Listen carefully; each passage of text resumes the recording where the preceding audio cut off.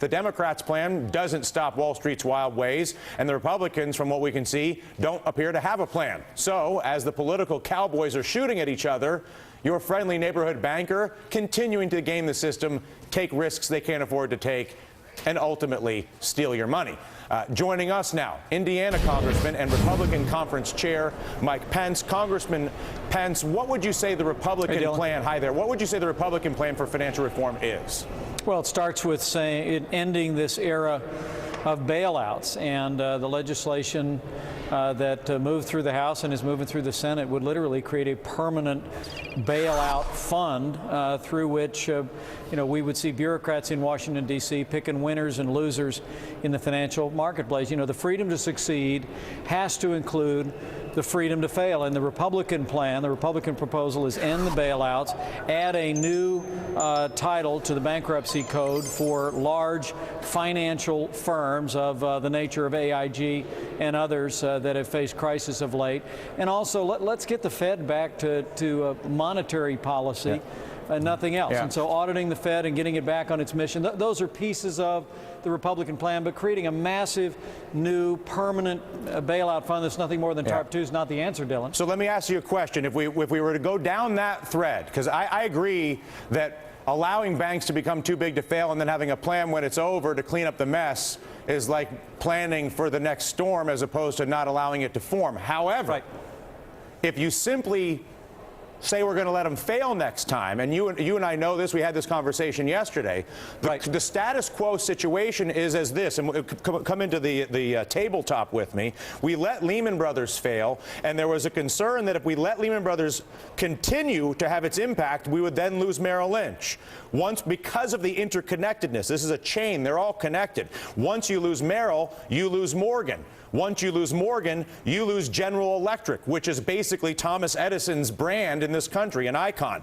After you lose GE, you lose Goldman Sachs, which is effectively the largest banker to the largest industrial corporations in the world. So now I'll take away Caterpillar, Alcoa, Coca-Cola, you pick it.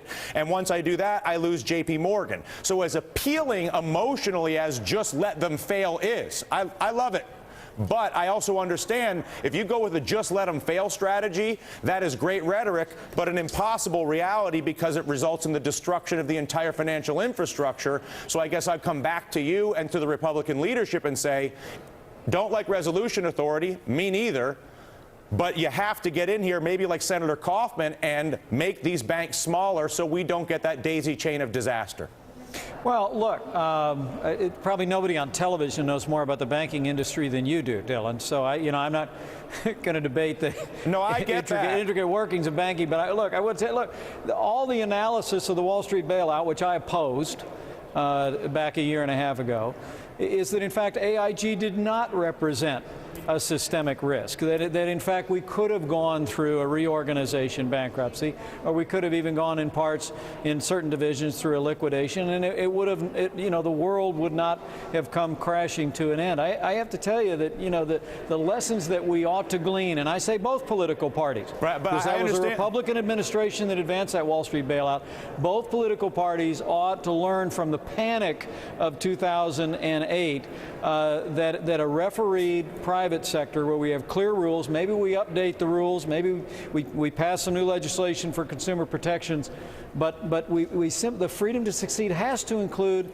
the freedom to fail. We're always going to get those doomsday scenarios, and they're very rarely going to be true. You and I, both of us come from a fairly conservative mindset, especially when it comes to business and enterprise in this country, and we both understand that. But the very definition of too big to fail is that if you allow them to fail, you set off a chain reaction that ends up eliminating companies like General Electric and JP Morgan Chase, which is the implicit guarantee that these companies to this day, whether it's GE, JP Morgan, or Goldman Sachs, still enjoy at the taxpayer's expense, and neither the Democrats' plan nor the Republicans' plan addresses that. But take a look. I know you have, but other arteries of the media ought to take a harder look at some of the post-mortem analysis that's been done on the Wall Street bailout, some of the hearings that have been held. You've had people testifying that are now, there's a broad consensus developing that AIG itself did not represent a systemic risk. If we let that domino go over, it wasn't going to cascade into a collapse of the whole financial system. And those are the lessons that we need to. Do we need to reform the bankruptcy code for these large institutions? Absolutely. Do we need to create incentives for these institutions to in effect become smaller and leaner? Absolutely. Do we need more consumer protection? But the last thing you need is a massive new permanent bailout fund that's going to allow bureaucrats here in Washington, D.C. To be picking winners and losers in the marketplace. And Dylan, you know it's not going to be too far down the road that process is going to become politicized. So why not a little bit of, to go to Senator Dorgan's comment, a little bit of Teddy Roosevelt? We know capitalism, rules-based capitalism, free market capitalism with the referee only works if there's competition and choice for the consumer, and if no one has an implicit guarantee. Teddy Roosevelt picked up on this 100 years ago after the Industrial Revolution. Do we need to pick another page from Mr. Roosevelt when it comes to too big to fail and simply set a cap relative to GDP or relative to assets or relative to leverage and say you just can't get bigger than this, and then guess what? Yeah, we're going to let you fail. Well, look, there's going to be no greater incentive in the marketplace than if people know they are now standing on the high wire without a net. You know, the ultimate protection of the consumer in the financial services industry is the longevity of institutions who, because of their integrity and because of their track record, have demonstrated that they're going to give you a good rate of return on your investment. And well, as soon as we take that away with more of these bailouts, this new permanent bailout fund disguised as financial services reform, we take away that real protection for consumers. Understood. Last question for you. Yeah. You care to announce your intention to run for president? Dylan, I have no plan.